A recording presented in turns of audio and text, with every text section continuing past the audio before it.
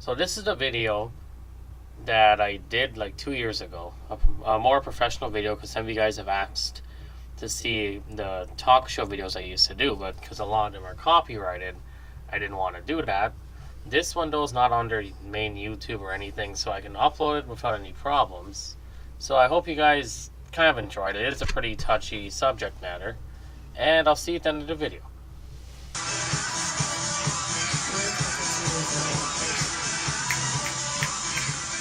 Yeah.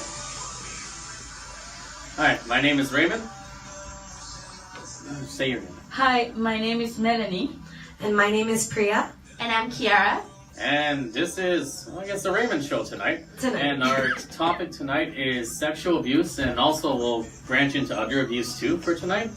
And to start, just give me 1 second. And to start, I'm going to start off with stats. And let's see. So I'll start off with stats, and I'll go with the numerical representation of the truth.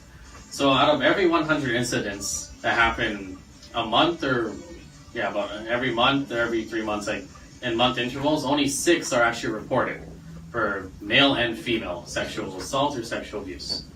1 to 2% of date rape sexual assaults are reported to the police.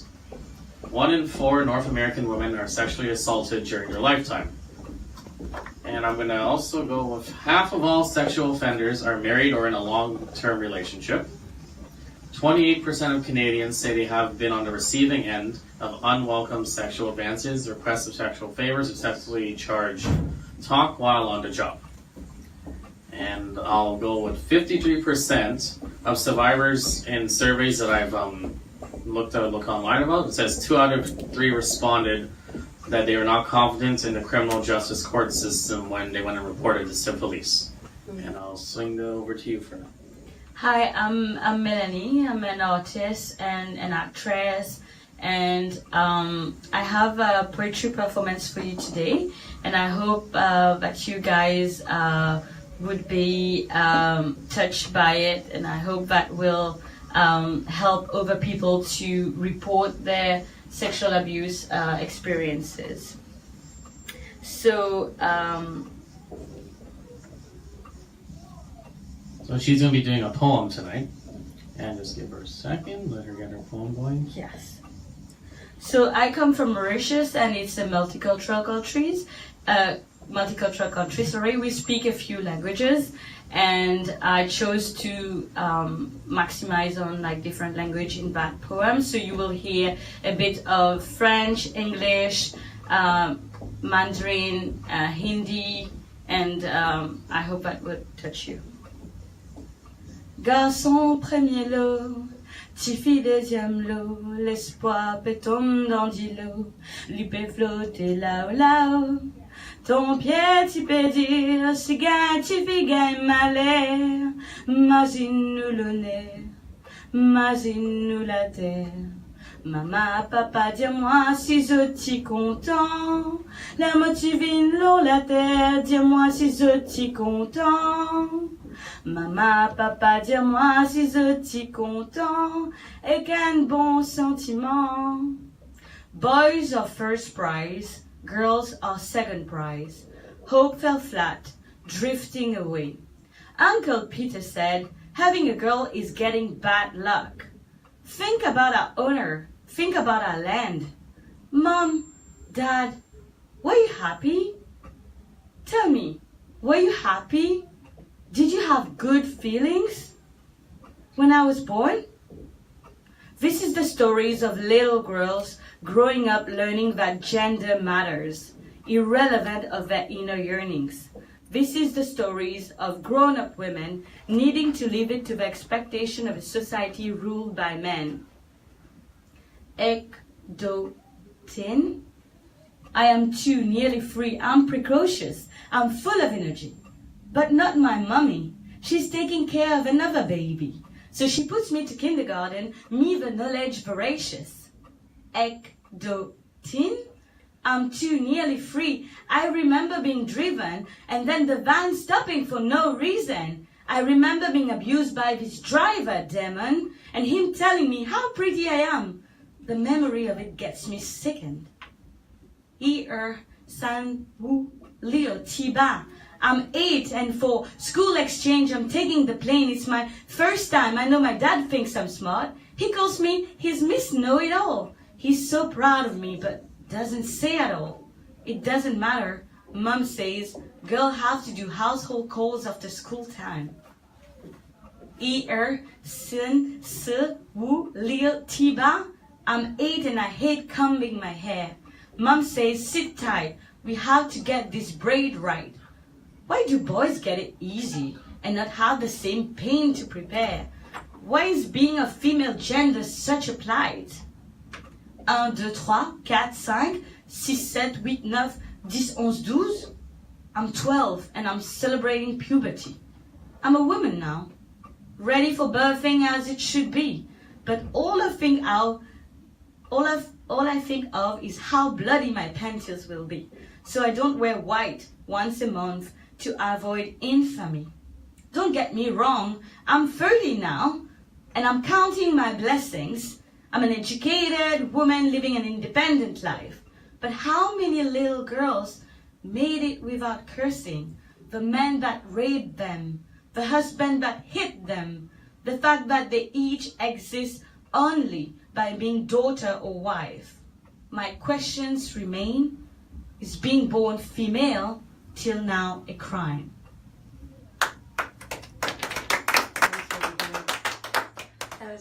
That was so powerful. Yeah, it was. Thank you. You did good. It's only the second time I'm performing this, and it's kind of like get to me every single time. It's just It's something you wrote from your heart. yeah, and it's also like something that happened to me. So it's getting back to the memory of like what happened, why it happened, and why I keep like because of people who suffered sexual abuse kind of like blame themselves for what happened their whole life. Like we don't realize that it's actually the person who's been abusing you that should be blamed, because sometimes you don't go to the court, sometimes you don't talk about it, you hide it all your life. And I only started talking about it a few years ago, so it's still like a wound, it's still like touchy, delicate, sensitive. Okay. Definitely. Would you guys like to do yours? Go into your content, or you want me to? Go ahead. Okay. Okay, I can talk about the sexual abuse in the entertainment industry. So, being in the entertainment industry, modeling and acting, I've experienced some things, as well as a lot of friends of mine that are models and actors. And it's something that you can't really tell about. You don't know that it's going to happen. It can happen anywhere at any given time. So when you're looking for different opportunities and you're freelancing and you're getting non-union work, you have no guarantee, and sometimes you get yourself into a situation and you have no control over it. One time, one of my friends, she was asked to come to a music video, and they had a proper ad they had put up, and they paid for the ad. So she thought it was a reputable company. Like there was no way she would Yeah. think it was something else. Yeah, and then she ended up going there, and it was just her and a bunch of guys, and they didn't have any proper equipment, and they were trying to force her to drink, and they kept telling her to drink more, and it was just it's unpleasant to be in that experience and not be able to control it or know when to go to something or when something else might happen. So it's very difficult in the TV industry because of people doing that to women. It's scary because you're Yeah. venturing out on your own. Yeah, and you can never be sure. And actually, that's why the Me Too movement is so strong and so powerful and so needed, because all of these people who are in the entertainment industry and also out there, Yeah. they face so much and they remain silent because either there was a contract which was bonding them to remain silent, or they were afraid that they won't get any jobs, or nobody would contact them and they won't get any other opportunities. So I'm really, really thankful for the Me Too movement to have come across and be allowing people to talk about it in the eye of the public is so needed. And that's why Time magazine, if you look at it, have named Person of the Year the silence breakers, and all the people behind the Me Too movement, which is amazing because they put sexual abuse in the eye of the public. Okay. Yeah, and another experience I've had personally was when I was just shooting with a new photographer for the first time. It was a TFP shoot, which stands for Trade for Photos. And when I was posing for photos, he tried to direct me and tell me, put your hand in a certain place. And then I assumed that he was just pretending that I wasn't doing exactly what he directed me to do. So he came up to me and he tried to put my arm in the place I was supposed to, and then he started to move his arm on me, and that's when I pushed him away and I said that I couldn't do this shoot anymore. And so it happens to a lot of people.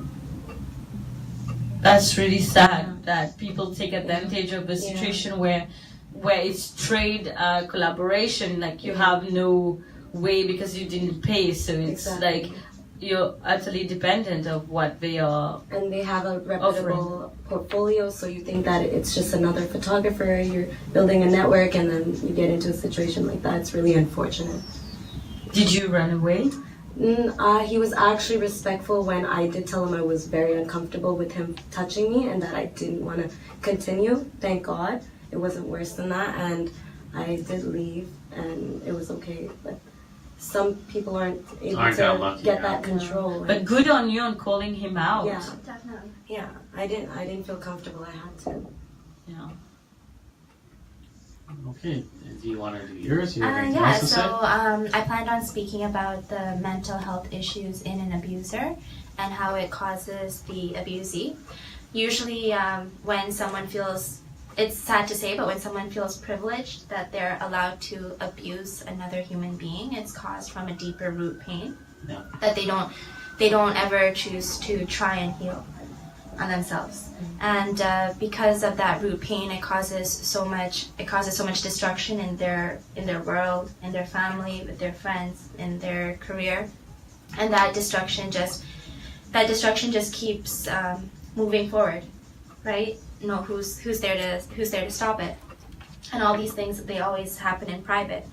And another reason that I've come to notice is that abusers, they feel like they have no other actual power in other aspects of their lives. Maybe they're struggling financially, or maybe they're being abused themselves. And because of that, they take it out on people close to them.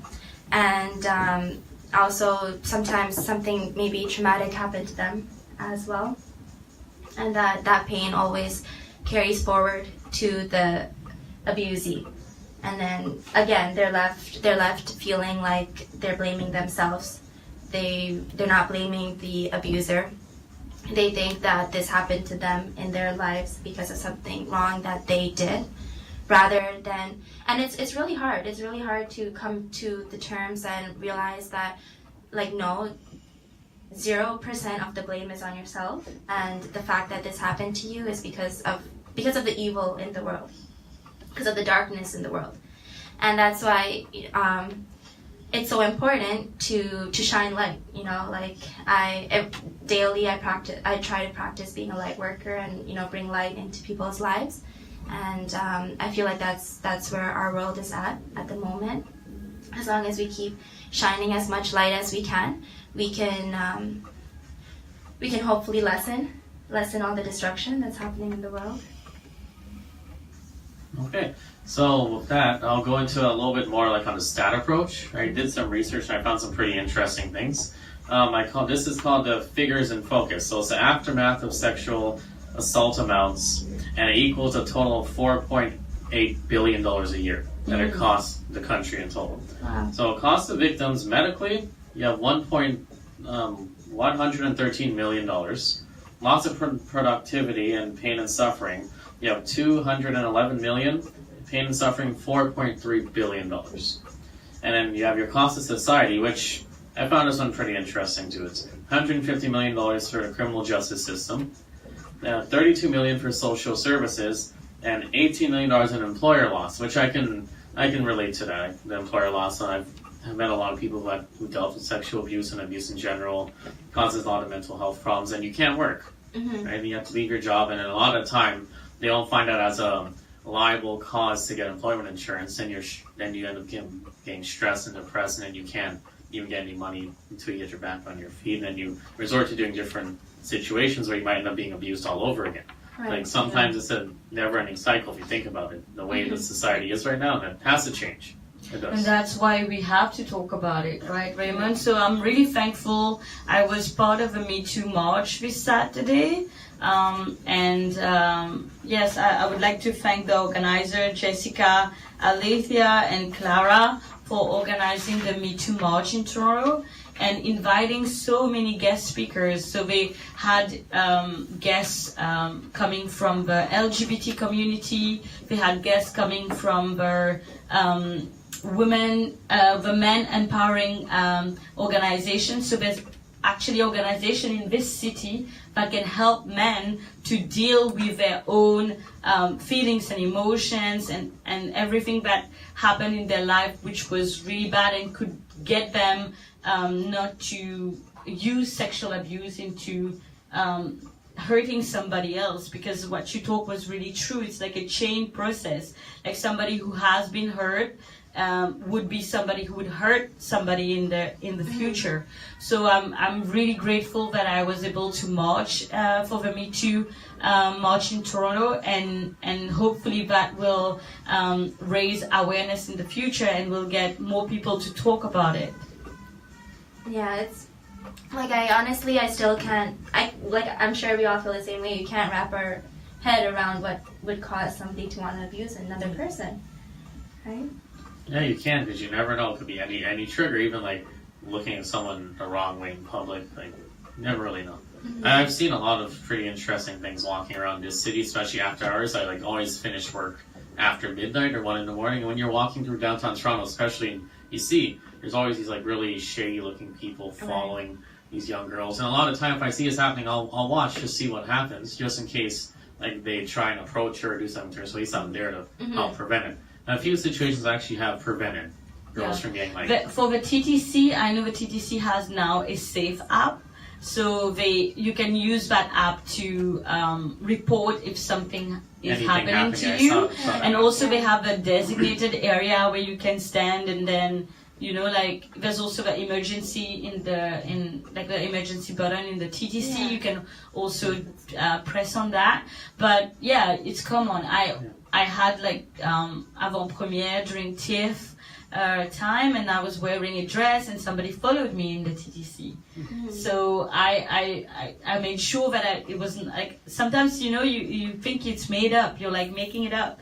You're oh, is this person really staring at me and following me? And then you watch a little bit, and then you change the place where you are, but the person keep following you, and then you're taken aback because you turn and then the person is right there, and you're okay, he's following me. And then what you do is you try to sit next to somebody so that the person is not next to you. But he might be liking me or whatever, but it's not the right way to do it. You don't want to be creepy. Yeah, exactly. To show somebody that he likes, that you're liking them. If you're creepy, you're making the person scared, and the person will run away from you. If you want to be approaching somebody, there's different approaches that are less creepy. Yeah, less creepy. And that will not scare somebody.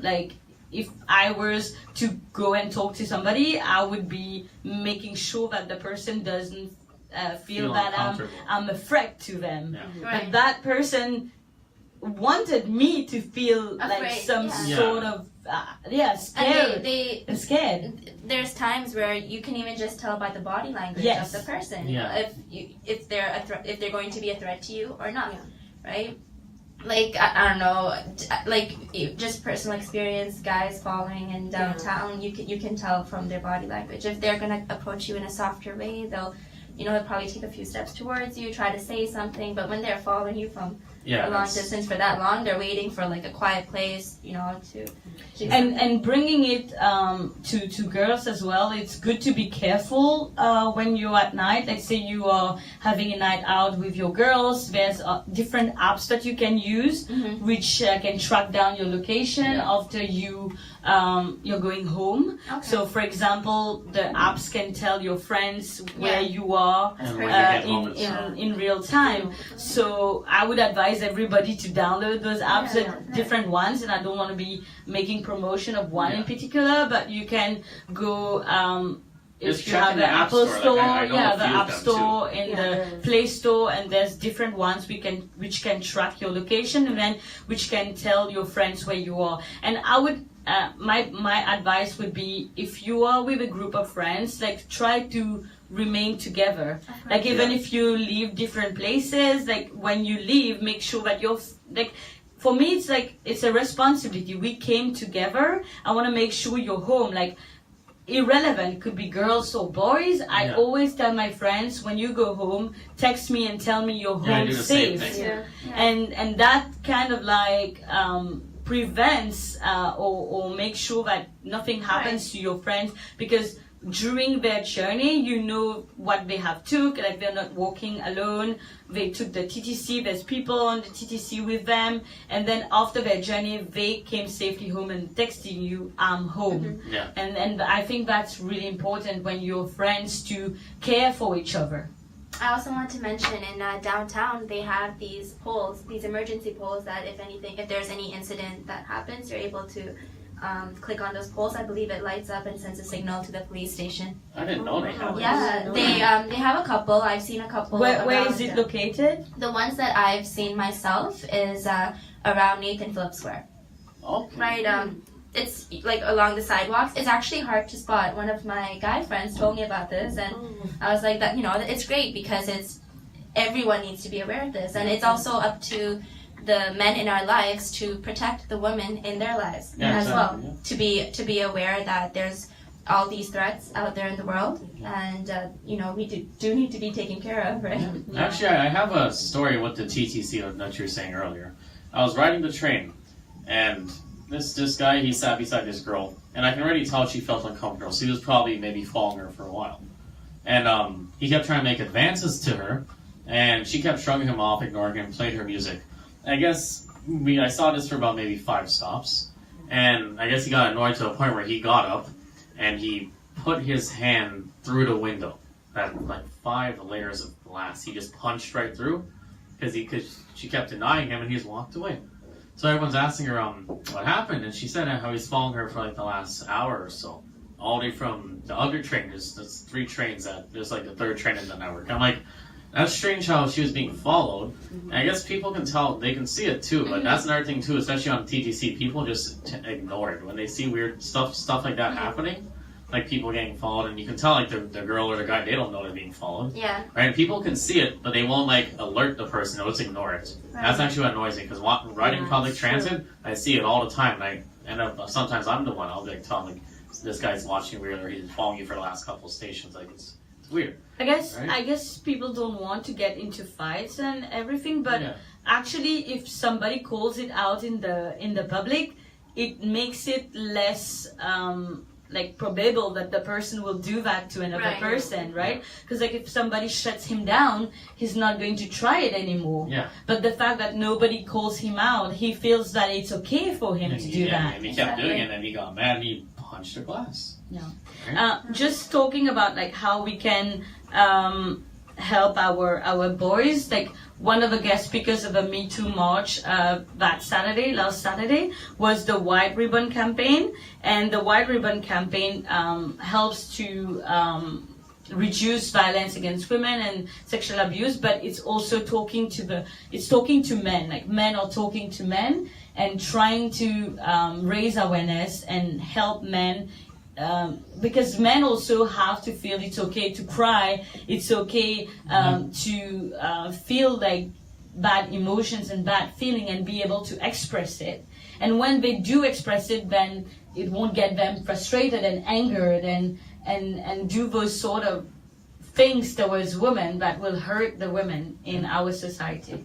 And then you get situations like alcohol, like when you start drinking, and then become assault, like aggressive, or like they'll assault you. Like also says 50% of sexual assaults involve alcohol, and that's the number one weapon used by perpetrators. Right, 48% of men age 18 to 25 believe that sex with women too drunk is okay because they don't know, they can't consent.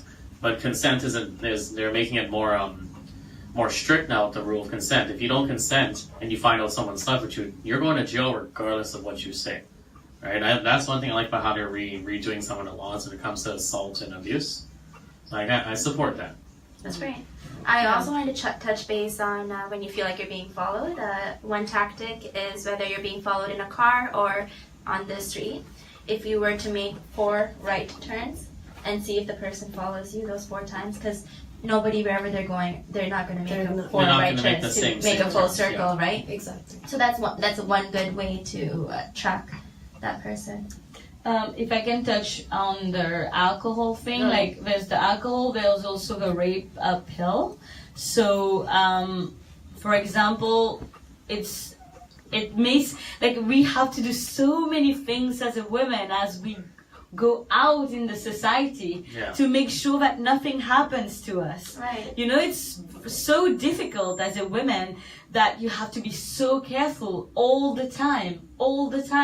But something which, like, my parents taught me and my friends told me afterwards is, like, always watch your drinks as it's being served. Exactly. Like, even if somebody is giving you a drink and you don't want to say no, you can say yes, but you watch as the drink is being served, so that nobody drops in a pill inside and nobody tries to get you drunk or get you intoxicated to the event that you don't even know what you're doing afterwards, and then somebody can just take you. And that comes to your friends as well, because if you came together and everybody knows you, even if you've found like an attractive guy or interesting guy during the night, like, your friends have to make sure that you have gave your consent to that person for him to take you away from their group, right?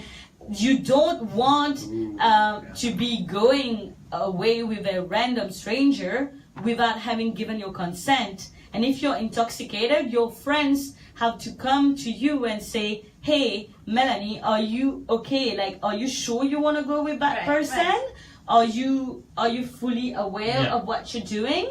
And if you can't even answer, then your friends have to go to that person and say, you know what, she's not in a state of going somewhere and of thinking or deciding where she want to go. We are going to take her home. Right, of and course. I think that's important too, because that's an act of caring. Like, caring is very important in our society today because we have free will and it's very important, but we have to make sure that everything that we do is being consented. Like, I have so many stories of people having sex with people where they're not even aware of when they did say yes and how they got there. So it's important that if you are with friends, you always, your friends are caring for you and they are making sure that you gave your consent. Right, and even if your friend does get a little upset at the moment, it's okay. Just take her home, get the guy's number. Exactly, She wants to see him, she can see him the next day when she's sobered up. But she can always take the guy's phone number and then text him in a few days' time. Like, if he's a legit person, if he's like and interesting. then that way, you find out the location. You can tell one of your girls where you're going to be if you're meeting someone new for the first time. There's actually like a report of a police right now telling people to be aware of dating apps. Yeah. Of course, You have to. I mean, a lot of really shady people on dating apps, men and women, they seem to message me. It's weird. And I always get these messages like, oh, you want to come out? You want to go meet somewhere? I'm like, okay, sure, let's go for coffee. No, let's go meet at my apartment. No, I'm good. I don't want to come to your apartment. But more seriously, the police warn people about like going with a person, be it in his car or not a public place, and then the person actually is kidnapping you, trying to murder you. So even on dating apps, like we just talk about it with my friends. For me, it's really important. I'm just saying, like, even if you go on date, please text me your location. Yeah, exactly. Tell me with who you are and maybe I can check his social media. Tell me where you are. If it's not a public place, we can always track your location. Yeah, if something on iPhones happens to you you, have we'll that too. call the police. There's something on the iPhone Yeah, you which share, is like share your emergency. location, and it just shares for like Yes. if you're gone for the whole day, it'll just share for that whole day till you get home. So Oh, whoever wow. you shared it with knows where you are That's at all good times. how technology can be useful to keep you safe. And there's also the emergency call that you can do. Yeah, you hit the So you button can 3 call times, I think. emergency, Right away. 5 times I Yeah, think. 5 And then 5 it will times. call the police right away. Okay. Awesome. Actually, I was reading something. I don't remember like where the website was, but the headline for this, the picture that I clicked, it's when can we create a climate where women feel comfortable wearing clothes in public? Mm-hmm. Like any like just where they're comfortable with going out in public. I don't remember the article, but it was pretty interesting. It was like a bunch of different like topics and stuff related to like how society is pretty like 360. How like one half supports like the assault, the other half doesn't. Then you have that in the middle who just doesn't care, right? And then it showed a couple of videos where you see people, they see it happening. It's like a documentary thing. It's not actually real. You see it happening and no one cares. Right, so the purpose of this, they're actually working on doing their own organization, which supports creating like environments for women all over the world where they'll be comfortable going out in public by themselves. It's like the other day I was reading how, I don't know if it's Canada, I think it's Canada, that pepper spray is illegal now. You can't have pepper spray on. Yeah, and if it's not legal, you can also buy dog spray or bear spray at Old Bath Shop. Yeah. At Apparently Okay. you can use a deodorant too. How do you do that? Yeah, you you can get- just like spray it in his eyes. The Axe, if you get Okay. like Axe spray or Yeah. like any kind of spray, you go spray it in someone's eyes. I Right. know from experience that I always end up spraying in my face sometimes. So I'm gonna be carrying makes around you go- body spray It makes instead you of go perfume. blind. Yeah. Take a small one, Yeah. and that will I mean, like actually the make you person go won't go blind, but at Yeah, like least for you're like like a while. burning his eyes Right, or they something. can't see. And that's one of the safest self-defense for yourself in order to ensure you don't get hurt. Oil pan spray, yes, you can also use that too. But then that's more like a Super Mario thing. You know, you throw a banana peel after and they fall down. You know. Yeah. I think there's anything else. Like, remember you had more than. Yeah, for me, it's like I would go back to the Me Too campaign. I think it's important because now the fact that it has been public, the conversation has to go the way forward and go to the community and the people that we are. It starts with your family, the people that are close to you, like your brothers and your sister, like how you raise a child, how you raise a boy will make a difference on how he's going to turn into an adult. Like for me, it's creating an environment where men and women are feeling loved and they Right, for don't sure. have the frustration of or the pressure of what a society is being imposing on them. And like when you ask people what was like the most traumatic experience growing up as a man, it's like they always had to be manly men, you know, like they always have to show physically how they are strong as men. And for me, it's saying it's okay for a man to break down in tears, it's okay for men Yeah. to feel pain and then actually acknowledge that pain and then working on it. Right. But also for our women, it's anything that happens to you, you should be able to talk about it, be it to your family, your parents, your teacher. Like so many things happen at school and nobody talks about it. Right. And then you have to dig in and try to get the information from your kid. If your kid is being bullied, you don't know until like the teacher calls you, and then you actually get the consequences of Yeah. it. But if you have an actual conversation with your child every single evening, you would know what's happening in their And lives. you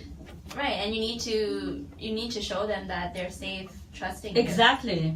And unfortunately, not all kids have that privilege.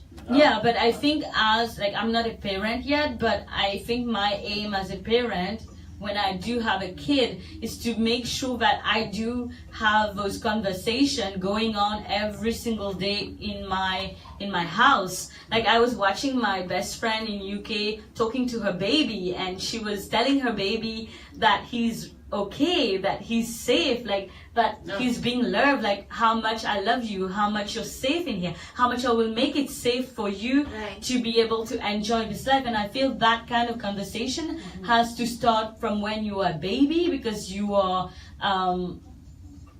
fragile, you're vulnerable, you can't protect yourself. And they'll remember those conversations. Exactly, but also has to continue as when you grow up and then you're becoming an adult, and everything around you has to be safe. Like the people has to provide for that, and if that safety is being endangered, then you have to be able to talk about it. Like your parents have to tell you. It's just like how parents tell you not to take a sweet from strangers. Right. Like they have to tell you also, if somebody try to coerce you into coming in their car or touch you in an inappropriate manner, you have to talk about it. Like you have to talk about it irrelevant of what age you are. You have to talk about it at 6, you have to talk about it at 15, you have to talk about it at 25. Yeah. It's not because an adult that you are an adult that you have to take it and then withdraw in the pain. You have to be able to talk about it. Right, and then speaking about it, speaking your own authentic truth is what helps you heal and move forward. Yeah. Right. And then, some people don't get that lucky with parents too. I met a lot of parents who they don't really care too much about how their children grow up. So you just have the kid and just let the kid be over how you want. Yeah, but that's not the purpose of being a parent. A parent is taking responsibility. That's why you put a child on this earth. It's not just because you like the kid and he's cute, but because you want the person to grow up into an adult, a very healthy adult, right? Yeah. So I think that's important. Yeah. I don't know. So now you want to talk about something else. Well, I can talk about what you can do to prevent this from happening through photo shoots. So there's a page on Facebook. It's reviews on photographers that people have worked with. So they'll comment a name of a photographer, and then people will comment if they've worked with that photographer, how their experience was, and if it was a good experience, if it was anything abusive. Actually, I think Emily was telling me about that. Yeah, so if anybody wants to get in that group, you could just contact me on Facebook and I can add anybody into the group. That's really interesting because the industry has to make it, the industry has to be safe. Like coming back to those safe spaces, like the society has to be safe with transport and your family, but also the industry in which you're working. Exactly. So that's why the Me Too campaign was really important, because it makes it so public that everybody was talking about it. Every single celebrity that I was following was talking about it. Like either they saw it happening to somebody else, or they actually lived it. And you're like, oh my god, like every single person. And that's how people can change an industry. And I think that's why the Time magazine has put the Silence Breakers as the Time Person of the Year 2017. It's because they have now put the room for change to happen. That's awesome, and we need to keep pushing that movement forward. Yes. Yep, exactly. Yes, for sure. And I think one of the things that we can do is that as a person as well, if we think about going into industries like entertainment, like I'm being an actress, like you are in the industry as a model, we also have to talk about it around us, like people who are our peers, and we'll be like, when you go for a photo shoot, you can do this beforehand, like not just keep the information to us, but like you're doing a radio show talking about it even more, and then everybody will be knowledgeable about it. Right, definitely, that's perfect. Even the people who who are being taken in the public eye and being shamed, and their reputation is shamed, like Harvey Weinstein and everybody else. I'm actually very happy that this is happening, because if somebody doesn't call out on the perpetrator, he would just continue. Yeah. So even if he's a celebrity, we don't care. No, you still have to confront face them. the law. Yeah. You still have to be known, and you still have to pay for the consequences of what you did. It's not okay to have made sexual assault to against somebody. It's not okay at all, and that has to be known. And I'm very happy that this movement is changing things, be it for the industry, but also the whole of us, like every layman and laywoman in the actual world. Yeah, I agree. It's like with abusive relationships too. The same thing. A lot of people are afraid to tell people that they're in an abusive relationship. I'll admit, man, I was in one too. Right, my ex is messed up. She's pretty like not aggressive too. Like she tried would hit me a few times. Right, and I told her after I dealt with her for about a year, I'm like, it's not worth it. Right, it becomes a cycle. They get used to being able to just abuse you, and well, yeah, there's also consequences to that, which we'll get into on our next episode. We're gonna do more. That's what I would like to talk about as well. Like people say that sexual abuse towards women or violence against women is bad, but it's also on the other side, like also men who face sexual abuse and men who have faced violence from a woman, that is bad also. Like we're not just saying that it happens only to girls. Like men have been suffering from it for a long time. So it's good that women are talking, and the Me Too movement is talking. It's the one the men who want to come started by Tarana Burke, right? but the men also have been talking about it, and it's a good thing that they are able to talk about it, because women have been able to talk about it. Yeah. Otherwise, everybody would be just silent. Yeah. You know, Well, so it's like a society reform, basically, which is good for us right now too. That's what we need. That's what we're doing. Yeah. yeah, it's going to change every single thing for now, but also the generation after. Yes. And they will be able to look back and say, because those people broke the silence, like it doesn't happen that often to us. Like it has to stop. I hope that by the time I get a child or a grandchild, it's ended. Like that's the dream that I have. Like I would not want my child or any child to go through sexual molestation as a baby. Yeah, I would not want that for them, and I would not want that when they're growing up, and I would not want that as an adult too, because once you have that trauma, you are broken. It breaks you. Yeah. It's in you forever, and you have to live with it as every day goes by. Like you keep remembering it, and if the perpetrator is not in jail, you can go face to face with that person, and he will be able to look at you in the eye without facing any shame. Yeah. So that's what our society needs right now, to be able to change what is happening. Yeah, the first instinct of an abuser when you confront them is deny. Deny. But it doesn't matter. You stand your ground. You keep confronting them. You speak your truth. You share it with your friends and family. I don't know if you had followed the Taylor Swift testimony in court, and then when she was like, "No, you did this to me," and that's why she's on the cover of Time magazine as well as a silent breaker, because she was able to say very clearly, that's what happened to me, and you did this, and you have to take responsibility for it. Yeah. And the guy went in court and had to pay the consequences. Yeah. That's what it is. It's a reform. Yes. Right? And even with the law side too, when it comes to people getting arrested or getting charged with it, they have to. I'm happy that they're making it more stronger, and hopefully it'll come to a time where no matter what happens, if you did it, you did it, and you get your time, no parole or nothing. I've read a lot of stories too. A lot of people who've been doing it for years, they get arrested for sexual assault for one story. I think it was 10 years. The guy went into jail for a month and got out on parole. So he's allowed to be in the public again. Right? And the person who he affected, she was so mad, she tried to fight it, get back in there, and they didn't do nothing. They went in favor of the man. So that's the other problem with the system too, is that they still give the perpetrators leniency when they shouldn't. They don't need leniency. You did it, you go to jail for the rest of your life.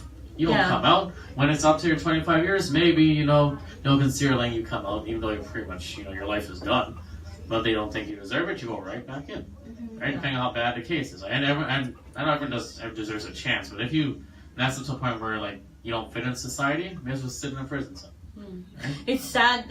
I was reading the Brooke Turner report, and he got out of jail after 3 months. It's so sad, just because he's a former Stanford University swimmer, and his privileges allowed him to get out of jail much earlier on for what he had done to this girl, having sex with her and abusing her while she was totally intoxicated and unconscious.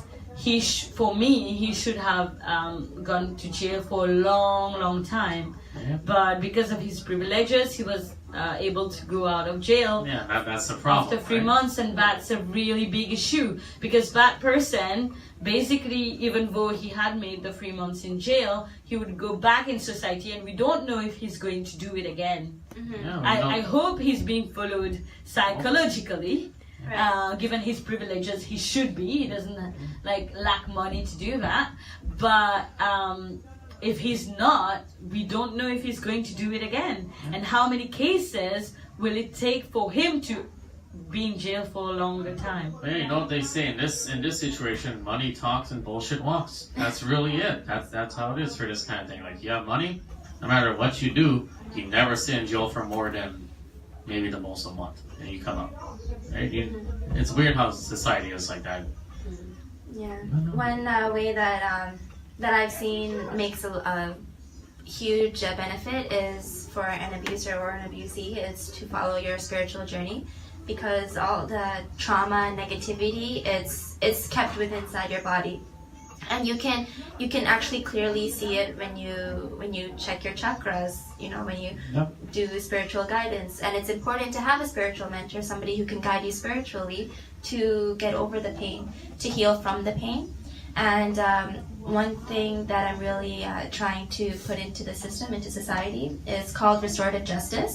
And this, have you heard of restorative justice? No, I haven't. No? Okay, so this is so it's a system where the natives used to do this, and it's a system where you instead of the criminal going through jail time, they go to the healing circles, and in these healing circles, they are forced to face with their pain, with their truth, and actually recover from it. And myself, I've been to healing circles, and they are very emotional. They make you face and deal with a lot of things that you naturally push away and suppress. But for criminals to really heal properly through those emotions, I feel like it would make a very huge difference in the society. Yeah. I hope that when I'm saying go to jail, I'm not just saying go to jail to just do jail Not time, to do but time, it's but also to be followed psychologically, Yeah. and Yeah. also think about what you did, go into that period of time where you are not allowed to go in the public, and you have to think about it every single Yeah. day. Yeah. That's what jail is for, exactly. right? Actually, But think if about the there's an consequences. alternative where they can actually be in touch with their feelings and emotions and the guilt and everything, and work on it, I think that would be amazing too.